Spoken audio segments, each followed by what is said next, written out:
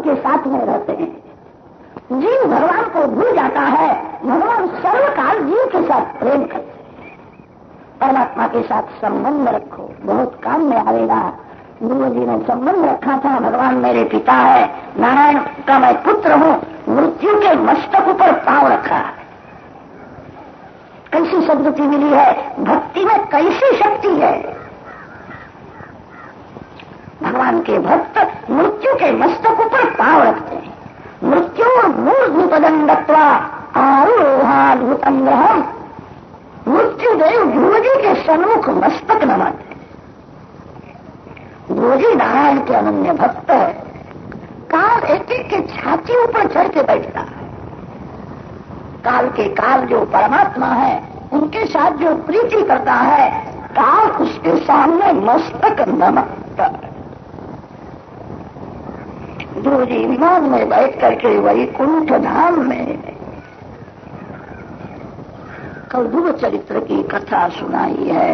ध्रुव चरित्र के समाप्ति में कहा था, यही ध्रुव चरित्र की कथा एक बार प्रचेताओं के यज्ञ में नारद जी महाराज ने संतों को यही कथा सुनाई थी।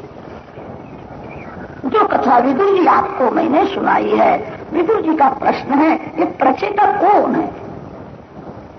प्रचेताओं के यज्ञ में बड़े बड़े महात्मा आए थे, उन्होंने जो उपदेश दिया वह सुनने की इच्छा है। केते प्रचेतसो नाम कस्यापत्यानि सूरत कस्यान्ववाये प्रख्याता कुत्र वा सत्र मासते।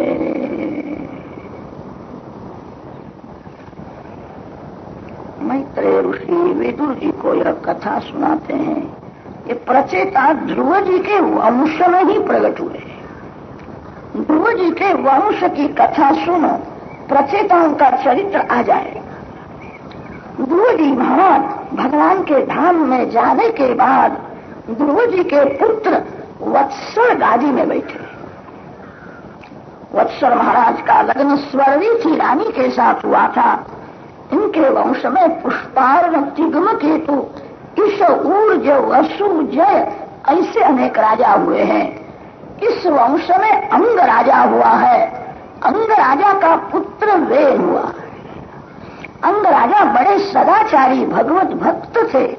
उनका पुत्र वेल अति पापी दुराचारी हो गया। पति पत्नी भूल करते हैं तो पापी प्रजा उत्पन्न होती है। अंग राजा की भूल नहीं थी, रानी की भूल थी। रानी की भूल से पुत्र दुराचारी हो गया, महापापी हो गया। अंग राजा दुखी थे, एक ही पुत्र था, मानता ही नहीं, धर्म को मानता नहीं है, ईश्वर को मानता नहीं है, प्रजा को बहुत त्रास देता है। ऐसा कहता है मैं ईश्वर हूं, मुझे कोई मानो। एक ही पुत्र था, प्रजा को बहुत दुख देता था। अंग राजा को बहुत वेदना होती है, मेरा पुत्र है, कैसा नालायक। बार बार पुत्र को समझाते थे, वो मानता ही नहीं था। अंग राजा बहुत दुखी हुए हैं। एक संत उनके यहाँ आए थे, सत्संग हुआ। सत्संग में विवेक जागृत होता है। सत्संग करने से अज्ञान दूर होता है। मानव दुखी है, उसका कारण अज्ञान है। ज्ञान से शांति मिलती है। अंग राजा को संत ने ऐसा कहा, भगवान जिस स्थिति में रखे उस स्थिति में प्रभु के उपकार मानना चाहिए।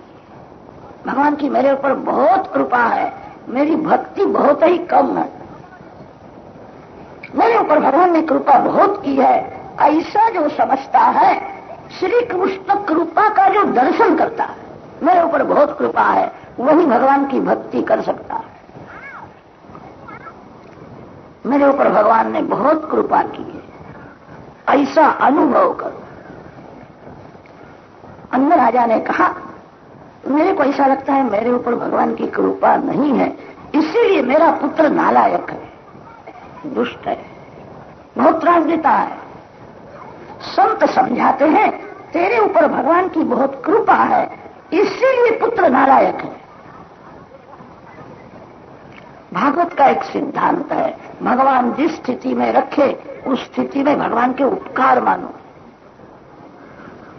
पुत्र लायक होवे तो मन को समझाना पुत्र बहुत लायक है, अब घर का विचार करने की मेरे को जरूरत ही नहीं, सब कुछ समझता है, मैं जो भक्ति करता हूं बहुत कम है। पुत्र लायक होवे तो ज्यादा भक्ति करो। कदाच पुत्र नालायक होवे तो मन को समझाना भगवान ने जो किया है अच्छा ही किया। पुत्र बहुत सुख दे तो माता पिता की पुत्र में ममता होती है। घर के लोग थोड़ा दुख देवे तो मन घर में चढ़ जाता है। घर के लोग बहुत अनुकूल होवे, सुख देवे तो मन घर में चढ़ जाता है। कांटे के ऊपर पांव रखना कठिन नहीं है, फूल के ऊपर पांव रखना बड़ा कठिन है। जिसके पांव में जूता है वो कांटे के ऊपर पांव रखता है, मेरे को कुछ होने वाला नहीं। उसको ऐसा कोई फूल के ऊपर पांव रखो, वो नहीं रख सकता है। घर के लोग कांटे के जैसे होवे तो उनका मुंह छूट जाता है। घर के लोग बहुत अनुकूल होवे, अति सुख देवे तो मन घर में फैल जाता है। घर में थोड़ा दुख होना ही चाहिए। पुत्र नालायक है, भगवान की कृपा है इसीलिए नालायक। पुत्र का मुंह छोड़ दे, वो सुधरने वाला नहीं है। भगवान ने जो किया है अच्छा ही किया है। पुत्र नालायक है, तेरे को दुख देता है तो भी तू पुत्र के साथ प्रेम करता है। पुत्र लायक नहीं है तो भी तू पुत्र में ममता रखता है। तेरी बड़ी भारी भूल है, वो सुधरने वाला नहीं है। पुत्र नालायक होवे तो मन को समझाना भगवान ने जो किया है अच्छा ही किया। पुत्र बहुत सुख देता है तो माता पिता का मन पुत्र में फंस जाता है। अरे पुत्र में तो फंसता है, उसके जो पुत्र होते हैं पौत्र में दादा दादी की ममता बहुत हो जाती है। घर में पुत्र न होवे तो हृदय को जलाना नहीं। कितने लोग ऐसे होते हैं पुत्र न होवे तो उनको बहुत दुख होता है, पुत्र नहीं है, पुत्र नहीं है। अरे पुत्र नहीं तो अच्छा है, तेरा कल्याण तेरे को ही करना है। आपका कल्याण आप न करो तो आपका पुत्र क्या करेगा? आपका श्राद्ध आपको ही करना है। पुत्र मेरा श्राद्ध करेगा, मेरा उद्धार करेगा, ऐसी आशा रखना ही नहीं। कलयुग के पुत्र जहां लग्न हुआ कि माता पिता के प्रेम को भूल जाते हैं। माता पिता में ममता रहती नहीं, स्त्री में ऐसा मोह हो जाता है। कितने लोग तो माता पिता का श्राद्ध भी नहीं करते। आपका श्राद्ध आप ही करो। ये शरीर पिंड है, शरीर पिंड जो परमात्मा को अर्पण करता है। जीवन परमात्मा के लिए, जीवन परोपकार के लिए। शरीर पिंड भगवान को अर्पण करो। भात का पिंड के आटे का पिंड देने से मुक्ति मिलती है। मुक्ति ऐसी सुलभ है कि पिंड देने पर मुक्ति मिल जाती है। तरति शोकम आत्मवित तमेव विदित्वा अतिमृत्यु में थी नान्य पंथा विद्यते अयनाय न कर्मणा न प्रजया ब्रह्मविदाप्नोति परम। ब्रह्म साक्षात्कार से मुक्ति मिलती है, पिंड दान से सदगति मिलती है, वासना से जीव की दुर्गति होती है। श्राद्ध आदि सत्कर्म करने से उसको सदगति मिलती है। इसका अर्थ होता है अच्छी जगह मिलती है, मुक्ति नहीं मिलती है। आपका श्राद्ध आपके हाथ से ही करो। पीछे से कोई श्राद्ध करे तो ही ठीक, न करे तो जरा जरूर नहीं है। आपका कल्याण आपको ही करना पड़ेगा। पुत्र न होवे तो कितने लोग हृदय जलाते हैं, पुत्र नहीं है, पुत्र नहीं है। पुत्र न हो तो अच्छा है। जिसके यहाँ पुत्र है, पुत्र के माता पिता का जीवन पुत्र के पीछे ही परिपूर्ण हो जाता है। संपत्ति का नाश होता है, समय का नाश होता है। पुत्र को बड़ा करते हैं। माता पिता को चिंता होती है पुत्र परीक्षा में पास हो गए, माता पिता को चिंता होती है। परीक्षा में पास होने के बाद उसको अच्छी नौकरी मिले, माता पिता को चिंता होती है। नौकरी मिल गई, अब उसका लग्न हो गए, माता पिता को चिंता होती है। लग्न तो हो गया, 2-4 वर्ष हो गए, बच्चा नहीं होता है, बच्चा हो गए उसके। जिसके यहाँ पुत्र है, माता पिता का जीवन पुत्र के पीछे ही परिपूर्ण हो जाता है। पुत्र नहीं तो अच्छा है। भगवान जिस स्थिति में रखे उस स्थिति में संतोष मानो और भक्ति करो। भगवान ने जो किया है अच्छा ही किया है। भगवान की इच्छा से ही सब होता है, अपनी इच्छा से कुछ नहीं होता। भगवान की इच्छा में अपनी इच्छा को मिला दो।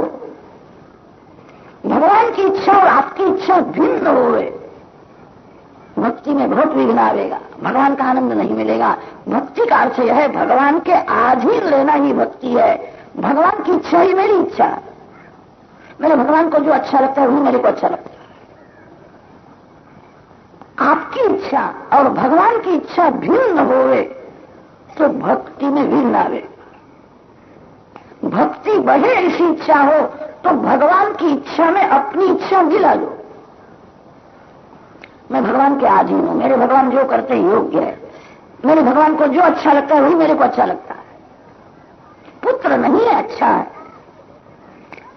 पुत्र होवे लायक होवे तो भगवान की कृपा मानो, नालायक होवे तो भगवान की कृपा मानो, पुत्र न होवे तो भी भगवान की कृपा मानो। भगवान जिस स्थिति में रखे उस स्थिति में जिसको संतोष है, भक्ति का शत्रु लोभ है। जिसके मन में लोभ है वो भक्ति नहीं कर सकता है। कर्म मार्ग में शत्रु काम है, ज्ञान मार्ग में शत्रु क्रोध है। कामेन कर्म नाश स्यात्, क्रोधेन ज्ञान नाशनम। ज्ञानी पुरुषों को क्रोध त्रास देता है। ज्ञानी पुरुष जहां जाते वहां उनको मान मिलता है। बहुत मान मिलने से स्वभाव मान प्रिय हो जाता है। कहीं कम मान मिले तो हृदय को जलाता है। इन लोगों को मेरी कीमत नहीं है, अपमान नहीं किया, मान कम दिया है। ज्ञान मार्ग में क्रोध शत्रु है, कर्म मार्ग में काम शत्रु है और भक्ति मार्ग का शत्रु लोभ है। मेरी इच्छा अनुसार होना चाहिए ऐसा दुराग्रह मत रखो। भगवान की इच्छा अनुसार जो होगा उसी में मेरा कल्याण है। भगवान मंगलमय है, भगवान की इच्छा भी मंगलमय है। आपके जीवन में आपको दुख होवे, उद्वेग होवे, ऐसा कोई प्रसंग आएगा,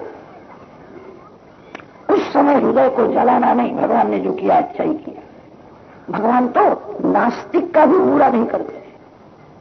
जो ऐसा बोलता है मैं ईश्वर को नहीं मानता, भगवान उसका भी कल्याण करते हैं। जो ईश्वर को नहीं मानता, जो भगवान की पूजा नहीं करता, उसका भी भगवान बुरा नहीं करते हैं।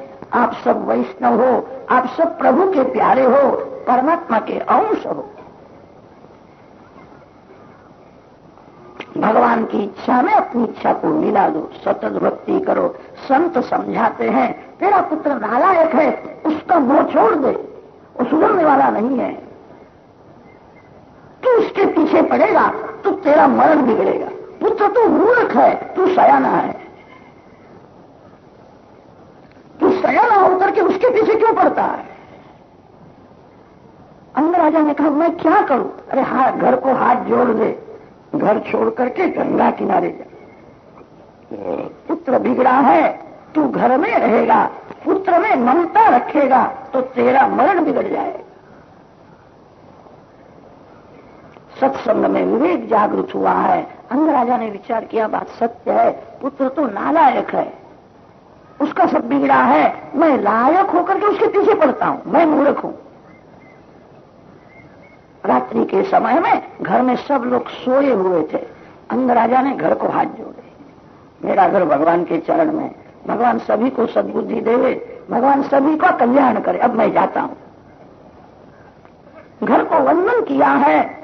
मध्य रात्रि के समय में अंगराजा ने घर का त्याग किया, गंगा किनारे गए हैं, आदि नारायण परमात्मा का ध्यान करते। मेरा मरण मेरे को सुधारना है, मैं पुत्र में ममता रखूंगा तो मेरा मरण बिगड़ेगा। सब कुछ छोड़ दिया है, अंग राजा कृतार्थ हुए हैं। अंग राजा वन में जाने के बाद वेन राजा हुआ है। वेन राजा के राज्य में प्रजा बहुत दुखी हुई। वेन धर्म को मानता नहीं है, ईश्वर को मानता नहीं है। ब्राह्मणों वेन को समझाने के लिए गए। वेन राजा को क्रोध आया, ब्राह्मणों को मारने के लिए दौड़ता है। ब्राह्मणों के पास मंत्र शक्ति थी। 1000 यंत्रों से जो काम नहीं होता वह काम एक मंत्र से होता है। यंत्र से मंत्र श्रेष्ठ है। महाभारत में वर्णन आता है, द्रोणाचार्य ने ब्रह्मास्त्र का प्रयोग किया, सभी घबराए। ब्रह्मास्त्र क्या है? ब्रह्मास्त्र गायत्री मंत्र से ही बनता है। यंत्र से मंत्र श्रेष्ठ है।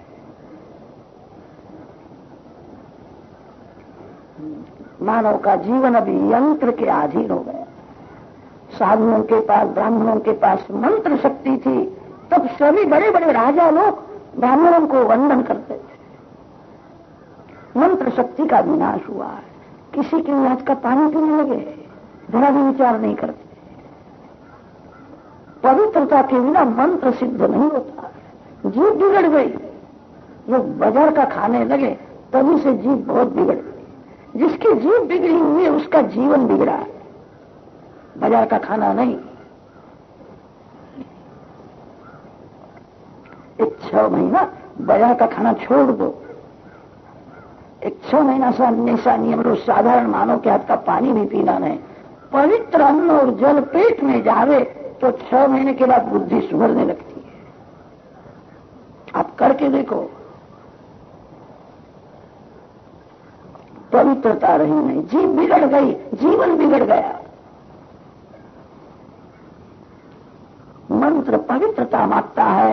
यंत्र युग में अब पवित्रता रही नहीं। वे राजा ब्राह्मणों को मारने के लिए जाता है। एक ब्राह्मण ने मारण मंत्र का प्रयोग किया। केवल मंत्र बोलते हैं, उसी समय वेन का मरण हो जाता है। वेन मर गया है। मंत्र में कैसी शक्ति है। यंत्र से मंत्र श्रेष्ठ है। यंत्र सुख देता है, कभी दुख भी देता है। यंत्र रक्षण करता है, भक्षण भी करता है। मंत्र कभी दुख नहीं देता। मंत्र मन को शुद्ध करता है और मंत्र भगवान के चरण में जीव को ले जाता है। किसी मंत्र के साथ प्रीति करो। वेन का मरण हुआ, प्रजा दुखी हुई है। राजा बिना प्रजा दुखी होती है। चोरी बहुत होने लगी, अन्याय होने लगा। वेन धर्म को नहीं मानता था, नीति को मानता था। बहुत से लोग नीति को ही मानते हैं, धर्म को नहीं मानते। कितने लोग धर्म को तो मानते हैं, नीति को नहीं मानते। धर्म और नीति दोनों की जरूरत है। दो चाक से रथ चलता है। अर्थोपार्जन में नीति की जरूरत है। कितने लोग अन्याय से पैसा कमाते हैं और धर्म करते हैं। ठीक है, बहुत अच्छा नहीं है। अर्थोपार्जन में नीति की जरूरत है और मन को शुद्ध रखने के लिए धर्म की जरूरत है। वे नीति को मानता था, धर्म को नहीं मानता था। वे राजा का मरण होने पर प्रजा दुखी हुई है। शास्त्रों में लिखा है, नीति को धर्म का साथ न होवे तो नीति विधवा है, और धर्म में नीति का साथ न होवे तो धर्म विधुर है। मन को शुद्ध रखने के लिए धर्म है। अर्थोपार्जन में नीति की जरूरत है। प्रजा दुखी हुई। ब्राह्मणों ने विचार किया, राजा की बहुत जरूरत है। राजा के बिना प्रजा दुखी होती है। वेद के शरीर में से पाप को बाहर निकाला है। ब्राह्मणों के पास कैसी शक्ति थी, शरीर में से पाप को निकाल दिया है। इस शरीर में 3 भाग है। पांव से लेकर के नाभि तक का जो अंग है उसको अधमांग कहते हैं। नाभि से गले तक का जो अंग है वो मध्यमांग है। गले से ऊपर का जो अंग है वो उत्तम अंग है, मस्तक उत्तम अंग है। गले से लेकर के नाभि तक का अंग मध्यमांग है, नाभि से नीचे का जो भाग है सभी अधमांग है। अधमांग में पाप होता है। शास्त्रों में तो ऐसा लिखा है, नाभि से नीचे किसी भी अंग को हाथ लग जावे तो हाथ धोना चाहिए। नाभि से नीचे का जो भाग है वो बहुत अशुद्ध है। अधमांग में ही पाप होता है। ब्राह्मणों के पास ऐसी मंत्र शक्ति थी, मंत्र के द्वारा अधमांग में से पाप को निकाल दिया। ब्राह्मण भगवान की स्तुति करने लगे, इस वंश का रक्षण होए। जो ब्राह्मण 3 बार बराबर संध्या करता है, जिसने गायत्री का 24 लाख बराबर जप किया है, जो तपस्वी है, वो ब्राह्मण जो बोलता है भगवान सत्य करते हैं। ब्राह्मण ही भगवान का मुख है। ब्राह्मणों से मुखम आसीत। ब्राह्मणों को ऐसी इच्छा है कि वंश का विनाश न होवे, यह वंश बढ़ना चाहिए। भगवान नारायण की प्रार्थना करते हैं, आप ही पुत्र रूप से प्रकट हो जाओ। भगवान का अंशावतार हुआ है। पृथु महाराज अर्ची रानी के साथ प्रकट हुए हैं। ये भगवान का अवतार है। पृथु को गादी में बैठाया है। पृथु महाराज दिन भर परमात्मा की पूजा करते हैं।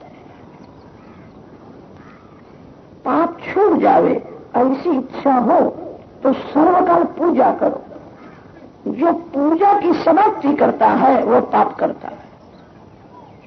जो सर्वकाल पूजा करता है उसका पाप छूट जाता है। पूजा सर्वकाल करनी चाहिए। कदाच आपको शंका होगी, सर्वकाल पूजा करना उन्हें हमको हमारा धंधा छोड़ना पड़ेगा। कुछ छोड़ने की जरूरत नहीं है। भगवान की पूजा केवल मंदिर में ही होती है ऐसा नहीं है। मार्ग में भी भगवान की पूजा होती है। घर का काम करते समय भी भगवान की पूजा होती है। किसी भी जीव को ईश्वर का स्वरूप समझ करके बोलो। किसी भी जीव को ईश्वर से अलग न करो। जीव को ईश्वर का स्वरूप समझ करके जो व्यवहार करता है उसका व्यवहार भगवान की पूजा हो जाती है। जिसको प्यास लगी है उसको प्रेम से थोड़ा ठंडा जल दो। ऐसी भावना करो भगवान इस रूप से जल पीने के लिए आए। मैं भगवान को जल अर्पण करता हूं। भगवान की भक्ति है। जीव को ईश्वर का स्वरूप समझो। व्यास महर्षि ने ब्रह्म सूत्रों में जीवात्मा का स्वरूप वर्णन किया है। अनेक ऋषियों के मध्य ये है आस्मरथ्य ऋषि, औलोमी ऋषि, बादरी ऋषि।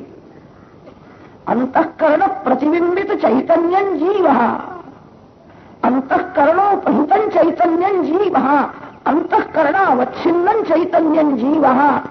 जीवात्मा के स्वरूप में ऋषियों में थोड़ा थोड़ा मतभेद मिलता है। सभी ऋषि जीव को ईश्वर से अलग नहीं मानते। जीव ईश्वर का अंश है। जीव और ईश्वर में जो भेद दिखता है वो वास्तविक नहीं है, औपाधिक भेद। भेद 2 प्रकार का होता है, वास्तविक भेद और औपाधिक भेद। गाय और घोड़े का जो भेद है वो वास्तविक भेद है। गाय कभी घोड़ा नहीं हो सकता। जीव ईश्वर का भेद वैसा नहीं है। जीव ईश्वर में जो भेद दिखता है वो औपाधिक भेद है। चावल ही धान है और धान ही चावल है, दोनों एक है। एक होने पर भी भिन्न है। चावल का भात होता है, धान का भात नहीं होता है। चावल के ऊपर छिलका है तब उसको लोग कहते हैं धान है। धान को थोड़ा मार पड़ता है, छिलका निकल जावे, अंदर चावल का दाना। जिस चेतन के ऊपर माया का आवरण है, माया के आवरण के साथ जो चेतन है वही जीव है। माया रहित शुद्ध चेतन ईश्वर है। जीव ईश्वर में भेद दिखता है वो माया से दिखता है। चावल के ऊपर छिलका हो तो उसको धान कहते हैं, छिलका निकल जावे तो अंदर चावल का दाना है। जीव ईश्वर में वास्तविक भेद नहीं है। येन केन प्रकारेण यस्य कस्यापि देहिनः संतोषं जनयेत् राम तदेवेश्वर पूजन। भगवान की पूजा केवल मंदिर में ही होती है। जो भगवान मंदिर में विराजमान है वही भगवान प्रत्येक मानव शरीर में विराजमान। मानव में भगवान की भावना करे तो जगत का बहुत सा दुख कम हो जाए। कितने लोग ऐसे हैं उनको मूर्ति में भगवान दिखते हैं, मानव में भगवान नहीं दिखते। मंदिर में भक्ति करने वाला मानव के साथ कपट करता है, पाप करता है। जो भगवान वैकुंठ में है, जो भगवान मंदिर में विराजमान है, वही भगवान प्रत्येक मानव शरीर में भी।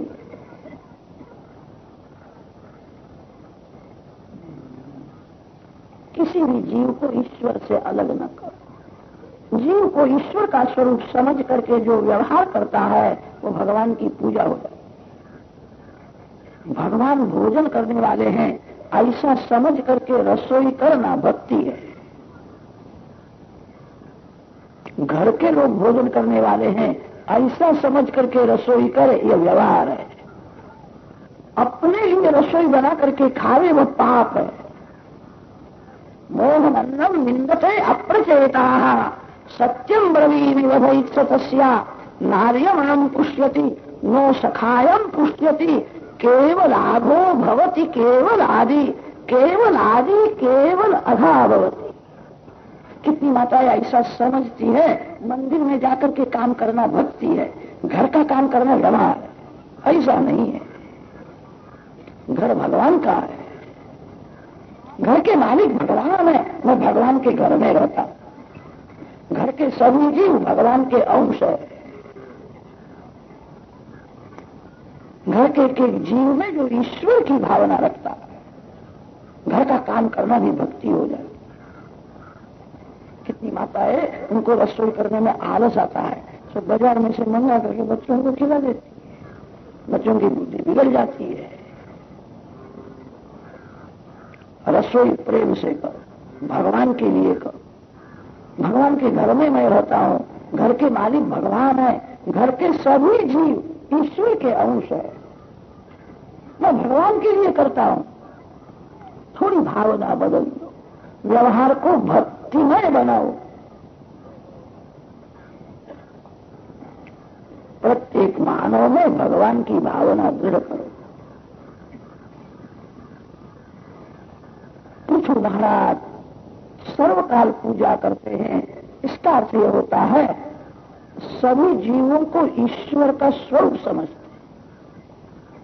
मेरे राज्य में कोई भूखा न रहे, मेरे राज्य में किसी के यहां झगड़ा न हो, कोई दुखी न हो। जीव को ईश्वर का स्वरूप समझ करके जो व्यवहार किया जाता है वो व्यवहार भक्ति हो जाता है। दिन भर पूजा करो, किसी भी जीव को ईश्वर से अलग न करो। जीव को ईश्वर का स्वरूप समझ करके बोलो। जिसके साथ रहते हो, काम करते हो, उसको ईश्वर का स्वरूप मानो। दुकान में कोई ग्राहक आवे, ग्राहक में जिसको भगवान का दर्शन होता है उसका व्यापार भी पूजा है।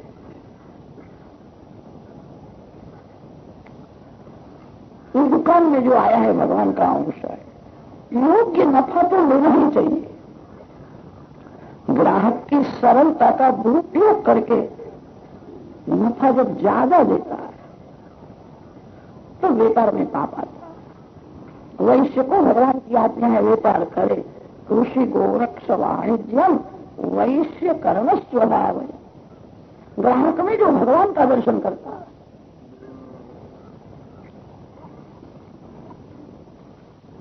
व्यवहार को भक्तिमय बनाओ। दिन भर भगवान की पूजा करो, किसी को भी ईश्वर से अलग न करो।